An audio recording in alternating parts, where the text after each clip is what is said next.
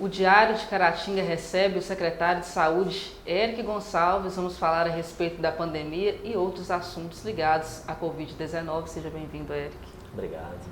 Vamos começar falando então a respeito da pandemia, já praticamente um ano desse cenário. Você, há 3 meses à frente da secretaria, fala um pouco sobre esse desafio que você assumiu em Caratinga. Trabalhar na saúde pública é sempre um grande desafio, né, para qualquer gestor público, principalmente em meio de uma pandemia. Ela se iniciou em março, principalmente de forma muito desconhecida para todos nós, os gestores de saúde, a população. E de lá para cá nós tivemos várias evoluções, né? Hoje nós entendemos que a população está mais preparada para viver no dia a dia junto com a pandemia, ou seja, as pessoas tiveram que adaptar o seu dia a dia dentro da pandemia, porque anteriormente a gente falava muito no isolamento social, né? Aquele que as pessoas estavam em casa, alguns sem ir no trabalho, e depois a gente foi adaptando, principalmente com o uso de máscara, mantendo o distanciamento. Então a gente tem que aprender a conviver para a gente evitar tanto a transmissão quanto a contaminação da Covid-19. E qual panorama você traça da evolução da doença no município e neste momento que estamos vivendo em relação à pandemia? Qual é a real situação? Hoje a gente está numa situação de regressão da doença aqui no nosso município. Se a gente buscar aí os 3 últimos meses, né, no mês de dezembro nós tivemos uma média aí de 1.070 casos confirmados, no mês de janeiro 738 e até no momento, no mês de fevereiro, nós estamos com 288. Então a gente está tendo uma queda. Essa queda a gente observa também no Hospital Cazu, né, que é o local específico para internação de pacientes aqui no município de Caratinga e na nossa microrregião. Vale lembrar que o município de Caratinga foi um dos municípios do estado de Minas Gerais que mais aumentou o número de leitos, né, de UTI e os leitos clínicos. No início da pandemia a gente tinha 20, e no total hoje a gente tem 80 leitos de UTI, fechando com 115 o total junto com os leitos clínicos. Então a gente teve uma evolução para receber esses pacientes que precisavam de internação. Hoje, atualmente, no Hospital Cazu, a gente está com 38 pacientes internados. Ou seja, a gente tem leitos disponíveis, para receber. Se caso a gente tem um possível aumento na nossa cidade, a gente tem uma estrutura boa para receber os nossos pacientes. Quando a gente observa o boletim epidemiológico que a Secretaria de Saúde emite diariamente, a gente tem observado que o número de casos em acompanhamento ele ainda é bastante alto. Por quê esse fato? Isso é muito importante frisar que o paciente, quando ele está em casa, e apresenta um sinal ou sintoma da doença, ele tem aquela ansiedade, de procurar o sistema de saúde. A gente até pede, isso é muito importante.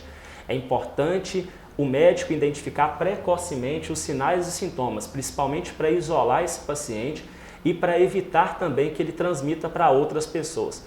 E vale lembrar que o médico tem autonomia de medicar o medicamento que ele acha necessário. A gente não tem medicação que tem comprovação científica para o tratamento do paciente da Covid-19.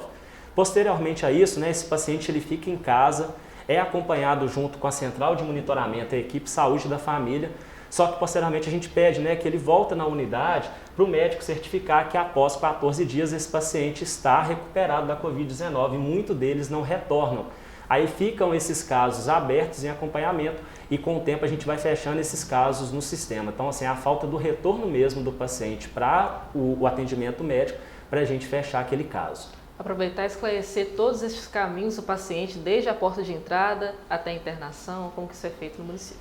Olha, essa informação é muito importante, O paciente com caso suspeito de Covid-19, ele pode procurar os nossos PSFs. Em Caratinga a gente tem 24, mais a Policlínica Municipal ou também a UPA, Isso dependendo da urgência desse paciente. O paciente é atendido pela equipe, dependendo dos dias de sintomas, é marcado o teste. Hoje nós descentralizamos os testes, de avaliação da Covid-19 para cada PSF. Então o paciente retorna para fazer o teste e dali também ele já sai com a indicação médica do que ele tem que fazer, principalmente as orientações de isolamento. Eu acho muito importante o paciente ter a consciência, se ele está com sinal e suspeita da doença, ele precisa se isolar para evitar que outras pessoas se contaminem. No início da pandemia tinham muitas reclamações da demora do resultado dos testes. Hoje, mais ágil, com essa descentralização, né, das testagens, a gente conseguiu responder mais rápido para a população. E isso é um dos critérios que a gente avalia, que a gente avançou aqui em Caratinga, até nessa redução de casos. Né? Hoje, a gente, no mês de fevereiro, com 288, se a gente lembrar que em dezembro a gente tinha 1.070, nós conseguimos reduzir esses casos com a colaboração da população que está com sinal e sintoma da doença, fazer o seu isolamento correto, porque você evita contaminar outras pessoas. E também essa adaptação, né, no dia a dia em meio à pandemia. No ano passado, o município anunciou o uso de um protocolo de tratamento precoce com o uso de ivermectina e cloroquina, por exemplo. Está sendo usado ainda esse protocolo e está dando resultados? É um protocolo indicado pelo Ministério da Saúde, mas nós passamos como gestor público que o médico tem autonomia de utilizar a medicação que ele acha correto e necessário, porque são medicações que não há comprovação científica. Então, para cada caso, com cada paciente, né, o médico tem essa autonomia de prescrever a medicação correta, porque a gente não tem um estudo fechado ainda de qual medicação possa se tratar a Covid-19. As medidas devem ser mesmo de prevenção, isolamento e o acompanhamento desse paciente para a gente evitar formas graves. Conforme noticiado nesta quarta-feira pelo Diário de Caratinga, o Estado investiga um possível caso de reinfecção em Caratinga. Quais informações a Prefeitura já pode passar sobre esse paciente? Nós enviamos, né, para a Superintendência Regional de Saúde um caso de um paciente de Caratinga que no dia 8 de setembro ele foi confirmado com Covid-19, ele fez aquele teste do SWAB, né, o PCR-RT, que é o teste mais confiável para a detecção, né, do vírus, né, da Covid-19. E posteriormente também no dia 8 de janeiro ele fez uma outra testagem e deu positivo também nesse mesmo meio de cultura para fazer o teste, que foi o SWAB nasal. Quando o paciente ele positiva em 2 testes de SWAB nasal, nós encaminhamos o caso para o governo do estado para fazer a investigação. Eles vão tentar fazer um sequenciamento genético para confirmar ou não esse caso de reinfecção na nossa cidade. Isso a gente alerta a população, principalmente da importância da adesão à vacinação, né? Porque até hoje, até no momento, o único passo que a gente vai dar para reduzir o número de casos, né, no nosso município é imunizando a nossa população. E a gente tem a situação que ontem o STF, né, ele indicou, né, aos municípios e os estados, se caso o Ministério da Saúde não cumpra com o cronograma de entrega das vacinas no município, nós vamos poder, né, articular essa compra para estar imunizando a nossa população. Então a gente aguarda essa posição do Ministério, né, em criar um cronograma de entrega que seja realmente eficiente para a gente imunizar o quanto mais rápido essas pessoas. Quando a gente fala de imunização da Covid-19, a gente fala que as pessoas não podem relaxar, né? As medidas preventivas devem ser mantidas, como o uso de máscara, o distanciamento e evitando os locais também de aglomeração. Até o momento, somente esse possível caso ou tem outros? Nós só temos um caso em investigação, porque são poucos casos que foram coletados no início da pandemia, porque a gente tem critérios, né, do SWAB nasal, da coleta, são os profissionais de saúde, as pessoas do grupo de risco que faziam a coleta. Então, até o momento, são esses casos. Se surgirem mais casos, a gente vai estar encaminhando também a FUNED para a possível investigação. Aproveitando que você entrou no assunto da vacinação, esclarecer para a população um pouco sobre esses protocolos do Ministério da Saúde. Olha, o Ministério da Saúde ele fez um plano nacional de imunização que a gente vem observando que no dia a dia ele está alterando isso. Quando a gente cria um plano, a gente tem que ter um quantitativo de vacina adequado. E o país ele teve dificuldade na articulação dessas vacinas e isso dificulta, né, essa divulgação pelos municípios. Hoje eu queria estar aqui passando para a população um cronograma fechado, né, das datas, de quais idades e quais grupos que iriam vacinar nos próximos dias. Mas a gente fica dependente dessa disponibilização da vacina. E agora foi anunciado pelo governo que mais intensamente, né, os municípios irão receber essas vacinas para a gente vacinar os públicos-alvos. E quais os públicos-alvos do Ministério da Saúde que hoje estão sendo imunizados? Nós iniciamos, né, com aqueles idosos que estão asilados, acima de 60 anos, que vivem nos asilos, as pessoas institucionalizadas a partir de 18 anos e os profissionais de saúde.